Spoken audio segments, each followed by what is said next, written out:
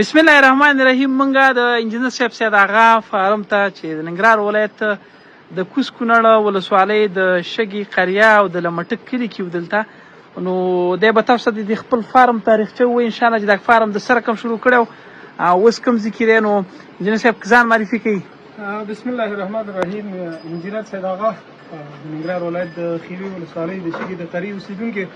په لومړي سر کې تاسو ته ښه راغلاست وایو. ستړي مه شئ، هر کله راشئ. ډېره مننه چې زموږ احوال مو اخیسته.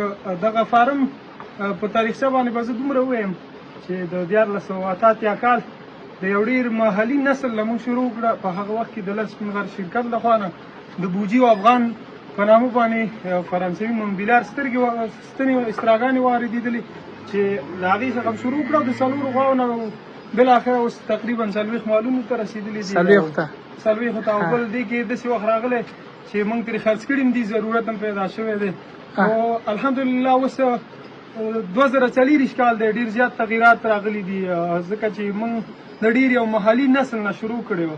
اوس دغه په څنګ کې غواړم چې دا دغه د هومیګارډ نسل دی په 2018 کې شوي 3 لونګونه یې کړي. اوس د 8 میاشتو بلار به ده او تقریبا په تېر لونګون کې تر 15 کیلو پورې شیدې کړي دي په وخت د ورځې. نو تقریبا 19 کیلو 18 کیلو د یو ټیم د شیدې تولید. نو امکان دی ولري چې په راتلونکي نسل کې د دې نه هم زیات شي.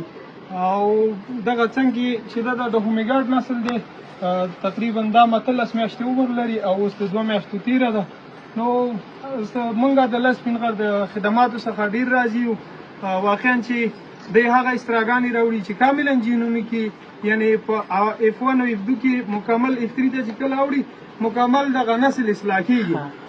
ډېره مننه، موږ راضي د ستاسو د خدماتو څخه.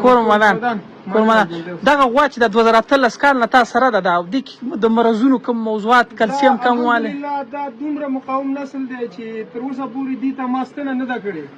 نو د دې دغه فزیکي هیکل وګوري، د پوزې دوالې وګوري، د غولانځې جوړښت وګوري، نو دا هغه نسلونه دي چې په راتلونکي کې هیڅ مشکل دې ته نه پیدا کېږي. نو دا چې دا F1 وه، دا F1 مطلب اول نسل وه، مور یې محلي وه او دا ورته بیا ولګېدله د هومیګارډ ستنه او اوسه پورې چې دا راوکې د دوی بیا لور شته ده.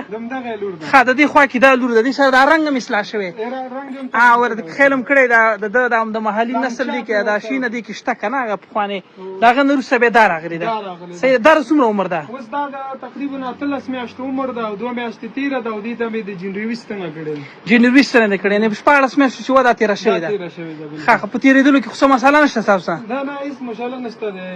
انجینر صاحب دا غوا چې دا د کوم نسل ده؟ دا هم د هومیګارډ نسل نه ده. تقریبا چې دا هم 14 میاشتې عمر لري، تر اوسه تېره شوې نه ده. او پسې دا د امپوسیبل نسل ده. ښه، د امپوسیبل غوا ده. ښه، مومبیلیارډ نسل د سپین غره وړي دا څومره عمر ده؟ دا هم تقریبا 19 میاشتو ته رسېدلې ده. یو 2 میاشتې کېږي چې تېره شوې، یعنې 15 میاشتو کې دې وار راوړی. ښه، صحیح ده. هغه د هومیګارډ نسل ده، د کراس بیډ ده، یو خپل د محلي نسل سره نه دغه شوی کراس شوی ده او دغه شی ترې راغلی. ماشاءالله ډېر اوږد او قوي هیکل لري او ډېر د غولانځې جوړښت هم ډېر برابر دی. نو دې ته مې جنروي ستنه کړې ده. راتلونکي کې دی د ګرمۍ مقاومت لري. صحیح، مننه ژوندی اوسه.